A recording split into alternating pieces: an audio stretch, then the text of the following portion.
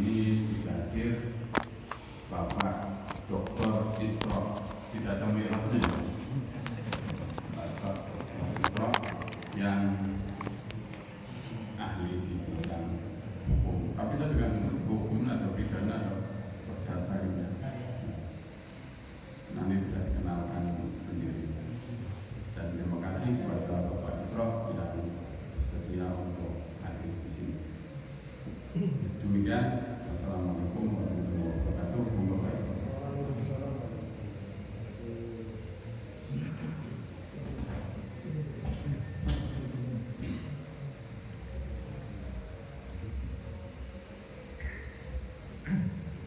Assalamualaikum warahmatullahi wabarakatuh.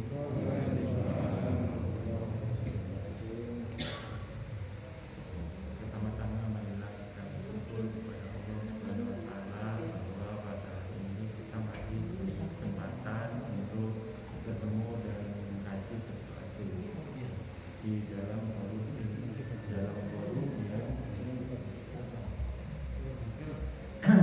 dan forum yang berbahagia ini. Salawat dan salam semoga selalu tercurahkan pada kita Nabi besar Muhammad SAW. Ini saya paranoid.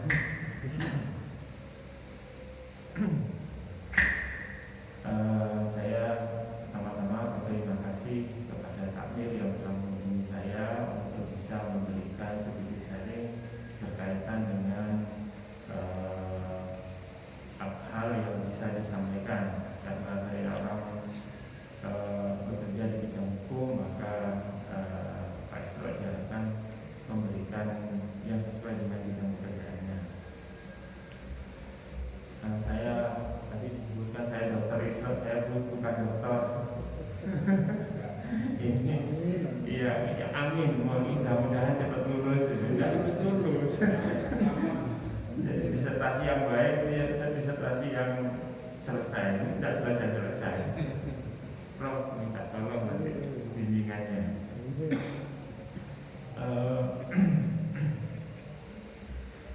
Apa yang ingin saya sampaikan di sini adalah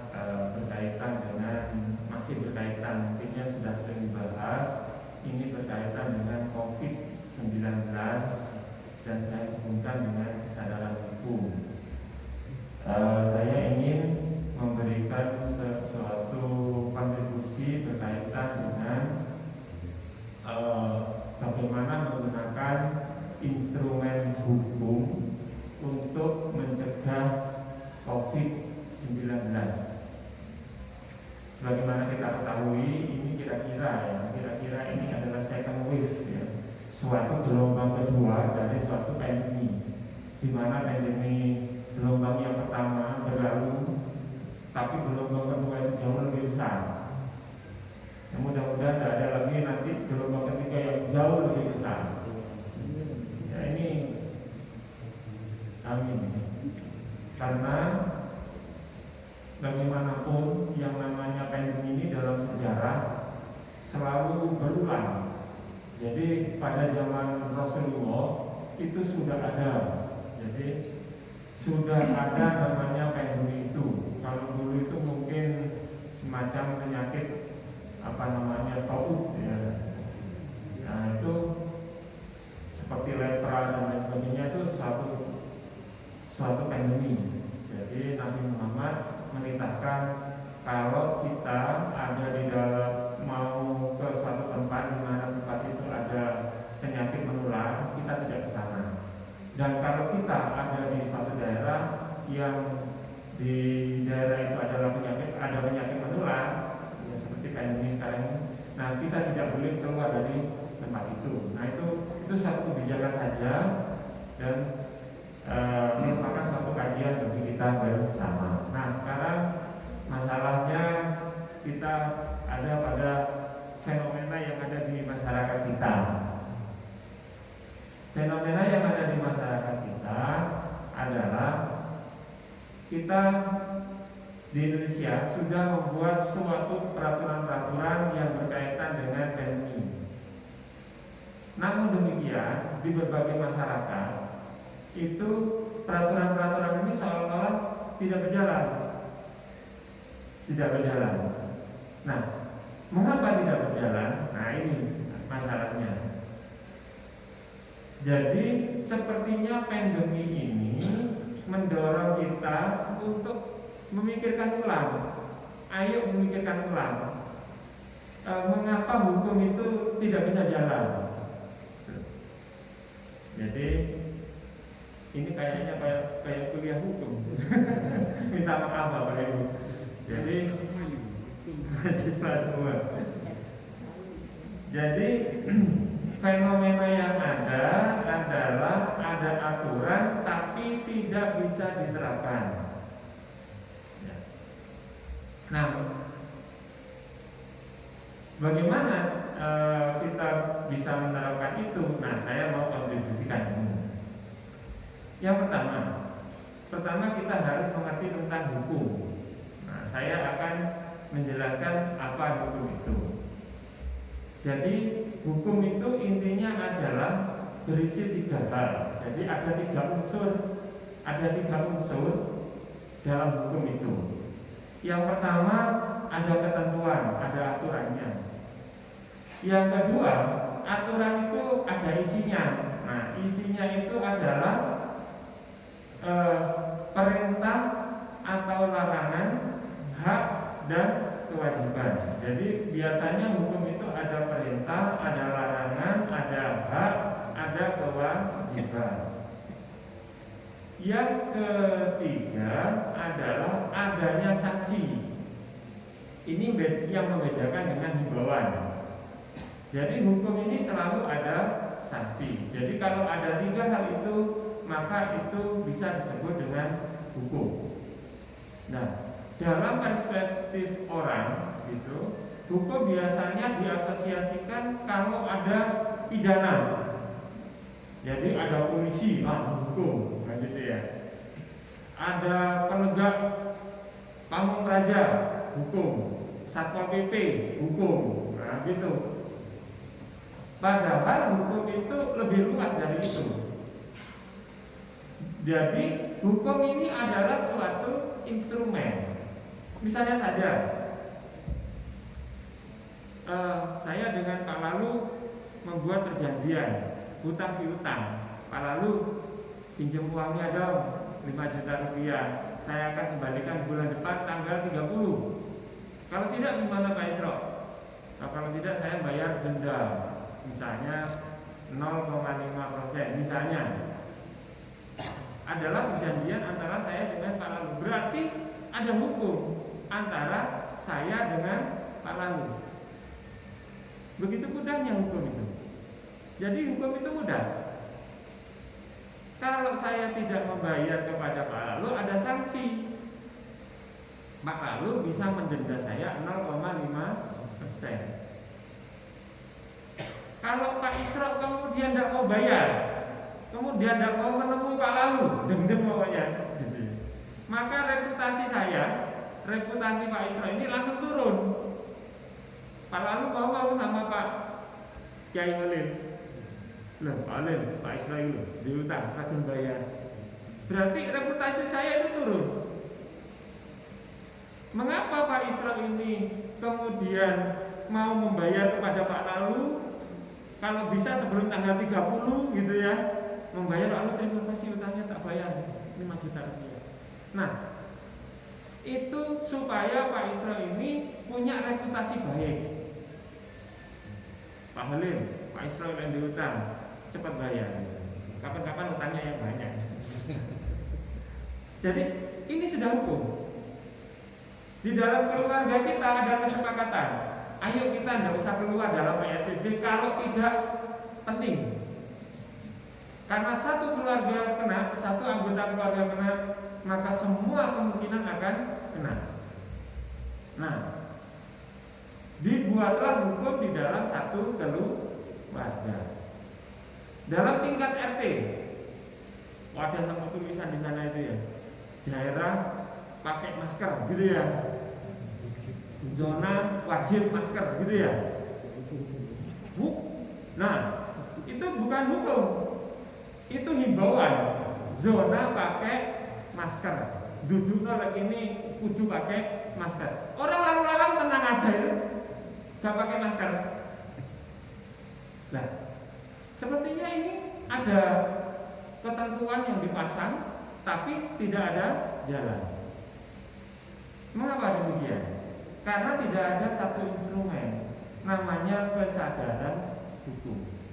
Mari kita mendalamkan kesadaran hukum ini sebagai instrumen untuk meningkatkan hubungan sosial kita, sebagai cara untuk menegakkan hukum. Jadi kalau di suatu RT, rapat RT, ayo kita sepakati penggunaan masker. Nah, kemudian itu menjadi hukum. Lek gak gawe masker kaya opo, kan gitu ya. Lek gak gawe masker kaya opo. Kon maca Yasin ping 3 ngono ya. Di muka umum suruh baca Yasin 3 kali. Nah, itu kan sanksi sosial. Coba. Jadi ini adalah hukum sudah menjadi hukum. Suruh baca Pancasila, loh kan tambah hafal. Di Aceh Darussalam itu disuruh membaca ayat-ayat seperti itu, sehingga orang menghafalkan sebelum nggak pakai masker. Aku nggak pakai masker jadi ngomong macam. Jadi ini sudah merupakan hukum. Kalau di masjid ini dibuat kesepakatan jaga jarak, misalnya ya 1 meter. Nah, berarti kalau sholat nggak usah disilang gitu aja sudah jaga jarak. Tadi saya lihat udah jaga jarak. Jadi kalau ini ada sanksi, maka ini menjadi sanksi hukum, maka jadi hukum. Nah, gunanya apa kalau sudah jadi hukum? Ini menjadi budaya. Kalau saya nggak bayar kepada Pak Lalu, saya ngerti. Saya pasti jadi jelek, budayanya jelek. Keluarga saya jadi jelek, keluarganya Pak Isro jelek. Orang RT 1, nah kena udah. Orang RT 1 itu waduh nggak menepati janji itu, hati-hati, kan gitu ya. Sampai-sampai kalau kita ngomong orang Yahudi itu orang yang nggak menepati janji, nah gitu. Jangan-jangan dicap orang Islam itu orang yang biasanya tidak menepati janji, insya Allah toh, tidak kira menepati. Lalu kita jadi orang barbar. Lalu budaya hukum kita nilainya menjadi negatif. Nah, COVID kembali kepada COVID-19.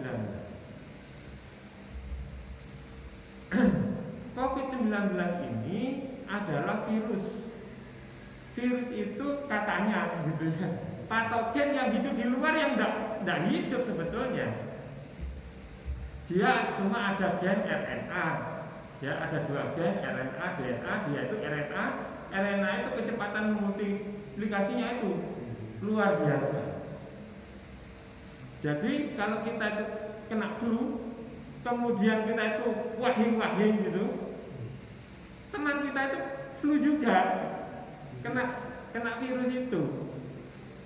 Berarti kalau kita tidak pakai masker, terus kita itu batuk-batuk, dan kebetulan kita ini ada membawa virus, maka teman kita itu terkena. Nah, sekarang kita ngomong hukum, karena saya bukan dokter. Kita ngomong hukumnya. Kalau kita merokok, asapnya kena kepada Pak Lalu. Saya merokok, asapnya kena pada Pak Lalu. Dalam bidang hukum, ini Pak Lalu ini dirugikan oleh Pak Isro. Nah, lalu kemudian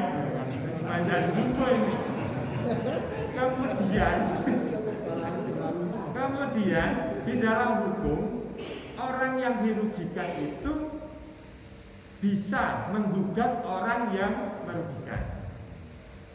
Jadi orang yang dirugikan itu menjadi kreditur, orang yang merugikan itu jadi debitur. Jadi kalau saya merokok kena Pak Lalu, saya jadi debitur. Pak Lalu jadi kreditur. Di luar negeri, di masyarakat Eropa yang bagus katanya itu kalau ada orang merokok, kemudian yang satu nggak suka, difoto, dibawa ke pengadilan harus bayar. Mengapa? Kan belum tentu merugikan. Nah, karena di sana sudah ada hukum. Kalau perokok ini ada tingkat kemungkinan merugikan dan dianggap oleh hakim itu merugikan, maka orang itu harus bayar. Karena itu orang tidak mau merokok. Kalau merokok, dicarilah suatu tempat yang bisa menghisap asap rokok, itu baru kebal-kebul dia. Di tanah Arab, nah, dulu saya insya Allah sudah haji ke sana. Di maktab itu kebal-kebul. Jadi situasi maktab itu penuh dengan asap rokok. Saya Masya Allah, orang Islam ini memang tidak sadar. Nah, instrumen kesadaran hukumnya ini yang nggak ada. Jadi kebal-kebul asap rokok luar biasa. Kan di sini yasinan, ya yasinan itu habis yasinan kebal-kebul di sini asap rokok, nggak tahu kalau itu merugikan orang lain. Coronavirus seolah-olah mendesak kita untuk berpikir ulang mengenai itu, bahwa kita bisa saja merugikan orang lain. Jadi di dalam hidup ini, misalnya saya sudah umur 56, kalau usia itu kira-kira 60-nya. Nah, saya sudah berhati-hati, ngitung-ngitung, jangan sampai saya itu merugikan orang lain. Lah kalau merugikan orang lain kan pasarannya kok berkurang gitu ya. Ganti dosa. Yang harus diperbanyak sekarang kan yang pahala, lalu dead gitu ya. Masa kata dead? Pasti sudah. Jadi ini soal umur ini ya Tuhan yang memberikan. Nah, kita ini cuma berusaha memperbanyak pahala supaya kita bagus. Kalau punya janji ditepati, jangan sampai tidak ditepati. Kalau kira-kira kita ini bisa membawa virus, maka kita tutup. Iya toh, kita tutup supaya tidak merugikan orang lain. Social distancing, jaga jarak. Gitu.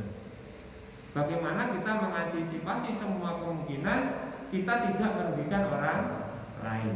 Lalu karena kita masyarakat yang bersosial, maka kita buat kesepakatan. Ayo forum pertemuan jaga jarak, kemudian pakai masker yang rapat. Karena apa? Karena hukum biasanya disiasati sebagai formalitas belaka. Oh, pakai masker, oke, pakai masker, seret, tutup sama kain yang masih ini yang dikenal sebagai scuba itu ya, scuba. Jadi masker scuba itu masker yang jarang-jarang ininya. Jadi tidak ada lapisan-lapisannya, cuma sekedar formalitas supaya dia bisa masuk toko dan lain sebagainya. Saudara, ini membawa kerugian bagi kita semua, juga pada diri kita. Kalau di kereta api itu sudah dilarang, masker scuba dilarang. Karena apa? Karena hanya untuk formalitas saja. Hukum sebagai formalitas. Kalau hukum sebagai formalitas tidak ada kesadaran hukumnya, berarti hukumnya ini rendah. Reputasi kita juga turun. Di masa pandemi ini, bagaimana kita didesak oleh corona ini supaya meningkatkan budaya hukum kita, sehingga kita memahami, kalau kita merugikan orang lain, kita bisa didenda. Apa buktinya kita merugikan orang lain? Kita nggak pakai masker yang sesuai standar, itu sudah bisa dipandang sebagai merugikan orang lain. Nah, kalau kesadaran ini meningkat, maka ini akan menjadi meningkatkan budaya kita. Nah, meningkatkan budaya kita berarti keamanan bagi kita semua, gitulah ceritanya. Minta maaf ini jadi terlalu semangat saya, karena ngomong hukum. Ya mudah-mudahan di masa pandemi ini kita aman, ya kita selalu sehat. Ya mudah-mudahan apa yang saya sampaikan ini bisa bermanfaat bagi kita semua. Jadi kita harus menyadari bahwa coronavirus itu adalah virus yang jauh di bawah penglihatan kita. Penglihatan kita cuma 0,2 mm, sedangkan coronavirus itu jauh di bawahnya, sehingga kita nggak bisa lihat. Nah, kalau tidak ada kesadaran, maka kita semua ada kemungkinan terkena coronavirus. Demikian. Oh iya, kok sudah tutup ya? Kadang misalnya kita berteman atau bertetangga atau bersosialisasi, kemudian ada teman kita ataupun siapapun yang tidak memakai masker. Kadang saya terutama itu risih gitu, mau mengingatkan itu takut dia tersinggung. Kalau tidak mengingatkan kok kayaknya bagaimana terhadap saya, mungkin bisa bagaimana. Nah itu sebaiknya bagaimana. Kadang pernah juga misalnya saya pernah mengingatkan, tapi ya teman kita saja itu kayak aku itu dikira kok gaya dan sebagainya. Itu mestinya mungkin bagaimana. Terima kasih atas pertanyaannya. Ini juga menyadarkan saya bahwa hukum itu penting untuk menjadi kesepakatan kita bersama. Jadi kalau contoh ya, orang merokok ini ya, orang merokok, ada masa merokok, saya ingin mengingatkan, merokok itu berbahaya, kan kesulitan. Kalau sudah jadi hukum, dilarang merokok tuh, sanksinya ini, kita menjadi kuat. Kalau ibu kalau ibu kemudian mengingatkan orang tanpa ada hukum di situ, biasanya kita sendiri yang kena. Kemalan, sok gitu ya, sok, mesti begitu dikatakan seperti itu. Corona tidak ada, kan seperti itu. Jadi sulit untuk komunikasinya. Tapi ketika sudah ada kesepakatan, sudah ada hukum. Misalnya kalau kesepakatan tingkat nasional itu ada aturan yang ditulis ya, dan sanksinya. Misalnya tidak pakai masker, denda 100.000 rupiah. Nah, jadi nggak apa-apa nggak pakai masker, tapi sudah disediakan uang 100.000. 100.000 bayar itu tidak pakai masker. Tapi itu akan melanggar juga dan akan dikucilkan oleh orang yang sadar. Tapi kalau kebanyakan orang nggak sadar, nah itu yang dikucilkan yang pakai masker. Seperti merokok tadi, yang dikucilkan ya merokok. Seperti korupsi. Kalau di suatu perkantoran itu korup, kita nggak korup, kita yang kena gitu. Jadi ada aturan hukum itu supaya kita kuat. Kamu korup, saya laporkan. Nah, berarti kan kita jadi kuat. Gitu Bu. Jadi caranya adalah bagaimana orang yang benar jadi kuat, orang yang tidak benar jadi lemah. Itu mungkin hukum yang baik yang seperti itu. Terima kasih Ibu. Iya Pak Raya. Terima kasih. Saya ini juga antara sadar dan tidak sadar. Itu saja. Jadi saya mungkin berkaitan dengan pengalamannya. Di keluarga saya itu juga ada yang sangat ketat, ada yang biasa-biasa saja. Kebetulan kalau keluarga saya sendiri biasa, bahkan orang tua saya juga sudah tua sekali, ya saya bukan biasa. Tapi kalau di keluarga istri ketat sekali, sampai saya berkali-kali itu tidak boleh ke rumahnya. Ya saya nikmati saja itu. Nah di pondok kemarin itu juga gitu. Ya biasa, bahkan apa ya, karena alumni disapa bingung, enggak, hanya buka semua. Di kendaraan juga gitu Pak. Ketika kemarin ke Jember itu, kalau yang bulan sebelumnya seperti jaga jarak, tapi yang kemarin enggak. Biasa cuma, ya Allah mudah-mudahan dilindungi. Karena ya mungkin instrumen itu tadi ya. Nah, kemarin saya dapat postingan dari teman, aparat yang menghukum orang, mendenda ketika tidak pakai masker. Saya pakai istilah abus orang gitu. Jadi itu adalah orang yang menyalahgunakan wewenang. Kita bisa menuntut orang itu. Saya sih cuma jawab aja, bagi kami pasti ini tambah rumit karena kami orang alit gitu, orang kecil. kecil kan pasti jadi rumah. Nah, ini sebenarnya gimana soal aturan itu tadi kok teman itu menyampaikan aparat yang kemudian mendenda, menghukum orang karena tidak pakai masker itu bisa dituntut karena menyalahgunakan wewenang. Kaitannya dengan hukum bahasa itu gimana?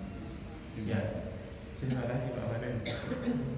Obvious of power ya. Jadi penyalahgunaan kewenangan itu bisa terjadi di level pembuatan peraturan sampai pada penerapan peraturan.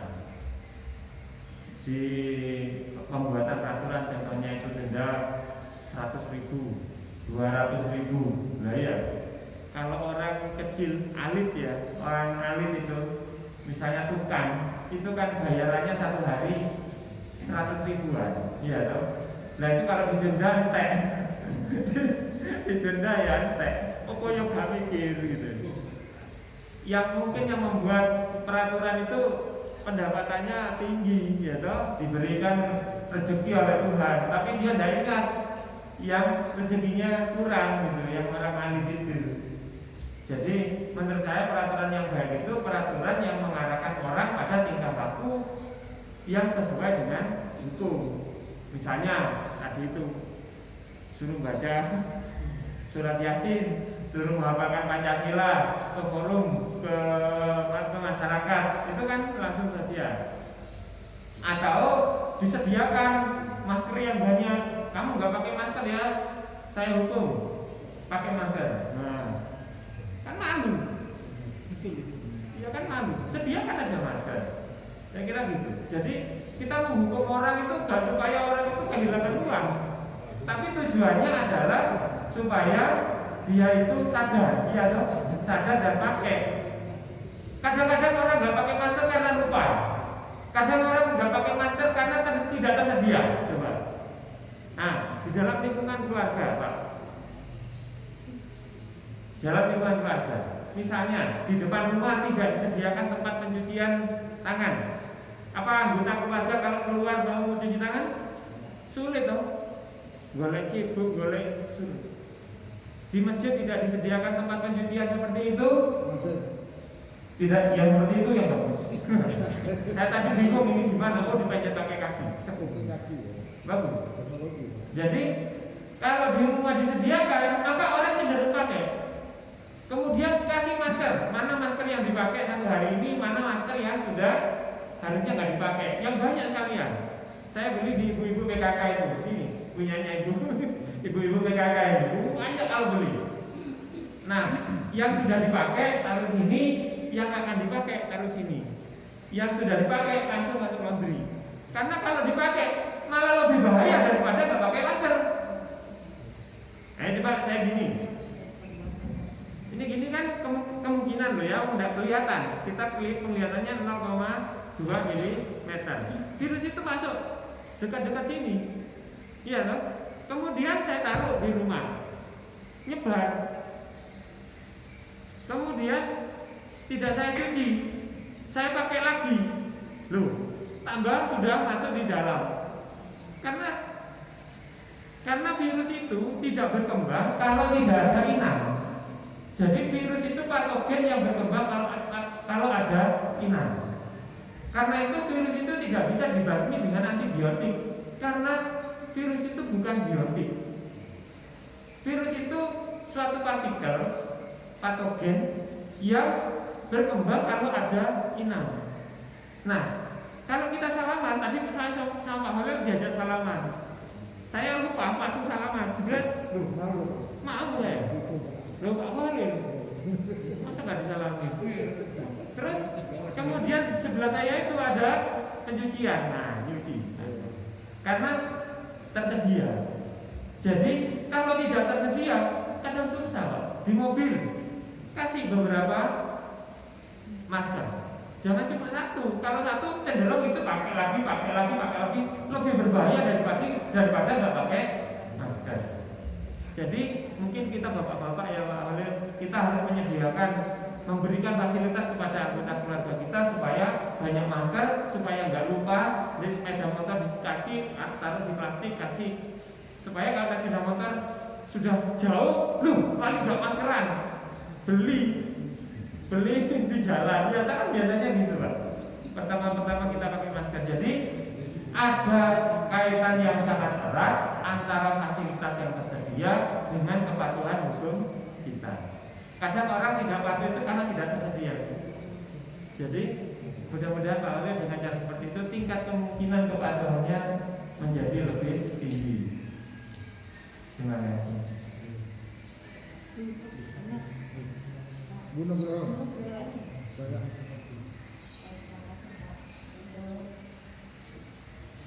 Menurut saya ada sesuatu hal yang lain antara yang paling berpengaruh kepada mereka adalah mindset yang berbeda. Karena ada beberapa orang yang tahu tidak tapi dia memakai masker, tidak memakai masker karena tadi dikatakan adalah hak biasanya dia adalah hak untuk menghirup udara di luar. Karena menurut dia hak untuk menghirup udara dan kalau dia pakai masker maka yang dia hidup adalah CO2 hasil pernapasan itu makanya beberapa orang kalau dia memang pakai masker makanya dia itu pakai CO2 hasil sama itu. Kedua, memang kalau lihat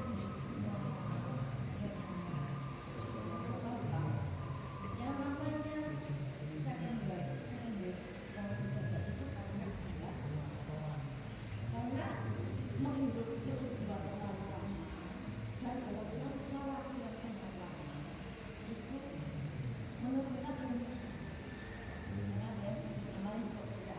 karena dia kemarin itu dan nanti orang sudah taat ya tidak memperterus kemudian kita melakukan sebuah obat-obatan yang terus menerus diberitakan itu kan dan sampai itu meningkat tapi sudah ditambah yang dulu hari-hari kemana-mana itu CO2 terus kalau kita bungkus kan yang kita kalau kita apakah hidung kita itu bisa memecah CO2 itu menjadi O2 ini terus yang kita bisa kemakan kan nggak bisa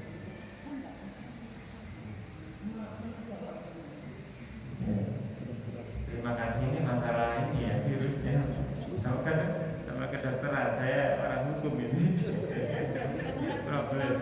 Ya, ini ada ketika pandemi mulai ada, kemudian ada beberapa negara yang ada banyak negara ya mempunyai versi yang berbeda. Contoh seperti Amerika. Amerika itu menganggap itu Tuhan, ya toh? Dia bilang itu bukan COVID-19, itu Wuhan, Corona Wuhan, gitu ya. Jadi itu secara politik ingin menunjukkan bahwa itu dibuat oleh orang Cina, gitu.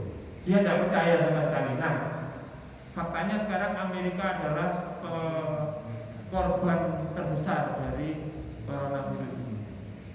Kemudian Inggris itu menganggap virus ini nanti seperti flu biasa. Nanti tiap orang itu akan kuat dengan sendirinya. Nah, pro kontra terjadi di sana, polemik. Nah, selagi polemik itu berlangsung, korban berjatuhan. Seperti Italia jadi luar biasa. Jadi percaya nggak percaya ini coronavirus ini ada. Dan di berbagai negara sudah membuat instrumen-instrumen hukum dan memasukkan instrumen hukum itu di dalam masyarakat. Nah, jadi mengenai efek dampaknya itu bukan tidak ada, pasti ada. Seperti pakai masker ya, pakai masker kalau ada di WA itu orang olahraga sepeda pakai masker, kemudian dia jatuh pingsan karena kekurangan oksigen. Jadi kalau mau olahraga pakai masker, sebaiknya bawa tabung oksigen. Wah, susah loh. Ini gede. Iya, susah loh. Kita pakai masker ini rugi, tidak bisa menghirup udara bebas. Kebebasan itu sing elek-elek yang mlebu gitu ya. Itu antara kerugian sama kemanfaatan menjadi satu pertimbangan. Karena itu hukum itu mengandung kesepakatan seperti itu kalau sudah disepakati didok itu wis padha kudu mentaati. Misalnya kita orang 15, yang nggak setuju 5, yang setuju 10, tapi karena kita satu komunitas, maka 15 itu harus mematuhi itu hukum. Gak iso, ini habis aku gak setuju karo komunitas itu. Berarti gak komunitas anyar, RT itu dipecah. Jadi sing limo mau gawe RT dhewe. Nah, RT dhewe RT bebas gitu. Bebas masker gitu. Nah, itu Bu memang ada kelebihan kekurangan pakai masker. Karena itu kemudian muncul masker jenis baru karena perkembangan teknologi. Ada lubangnya di sini ya. Ada macam-macam masker. Tapi sampai ada masker yang pakai tabung itu. Nah, jadi gitu Bu, mudah-mudahan perkembangan ilmu pengetahuan dan teknologi bisa dimanfaatkan oleh kita supaya kita ini aman dari virus tersebut. Terima kasih.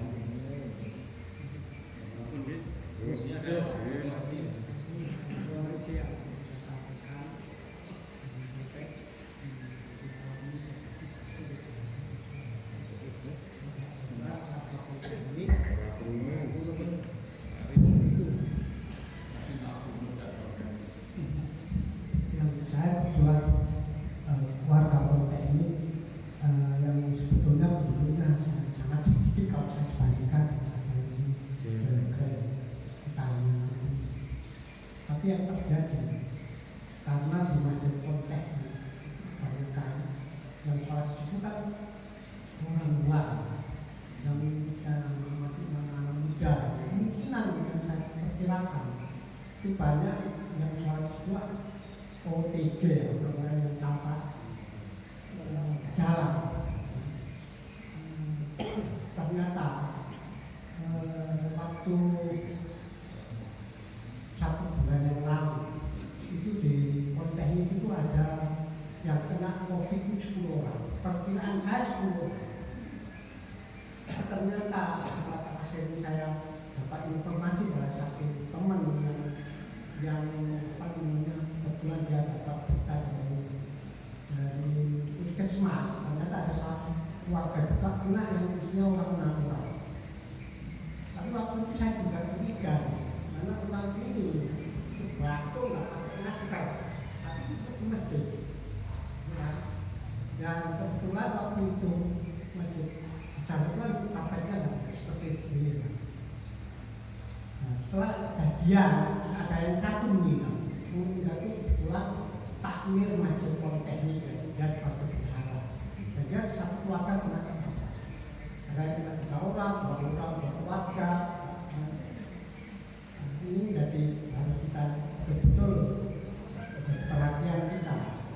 Karena baru setelah kejadian itu baru kita terapkan seperti yang kita menjadi kesepakatan.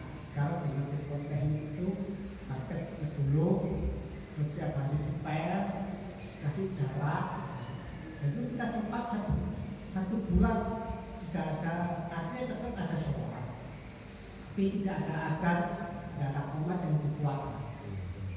Dan karena kejadian itu tetap masyarakat juga tidak berani mungkin. Tapi sekarang pun kalau masjid hanya 6 orang. Ini jangan sampai terjadi saya harapkan di masjid ini dan sampai terjadi seperti ini. Yang pertama anak muda. Anak muda kan orang dia baru. Itu yang terbaik itu. Jangan menganggap dia tidak ada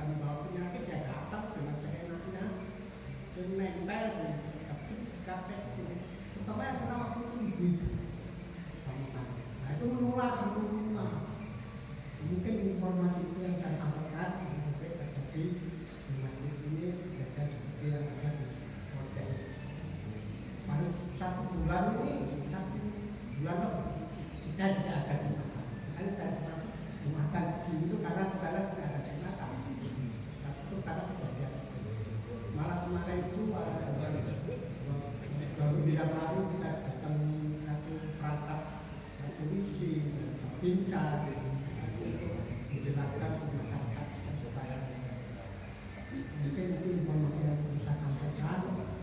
Terutama padahal kalau ada import teknik kita bicara ini Pak, orang begitu masuk nggak tahu edukasi. Tapi ya itu tadi dia ada nggak pakai. Yang caranya itu supaya justru orang yang tanpa gejala itu dia sehat, ya padahal batuk-batuk, dia nempel. Itu karena politeknik tiap hari capek. Mungkin itu yang saya sampaikan. Makasih. Ini tidak terjadi seperti apa ya. Makasih informasinya Pak. Di JFN saya kira ada Pak ya? Ada. Malah teman saya jalan kaki. Sampai teman saya jalan kaki itu sadar sekarang jalan kaki pakai masker. Ya, terima kasih Pak. Ya mudah-mudahan kita terhindar. Jadi teknologi ini penting kita resapi, kita sadari supaya kita terhindar dari situ. Hal-hal apa yang bisa menyebabkan COVID ya, mindset tadi Bu ya. Jadi punya mindset menghindari COVID dengan kalau saya usulkan itu ada kesepakatan di antara komunitas masyarakat untuk menghindari COVID bersama. Terima kasih. Mungkin sudah siang. Dilanjutkan. Saya mau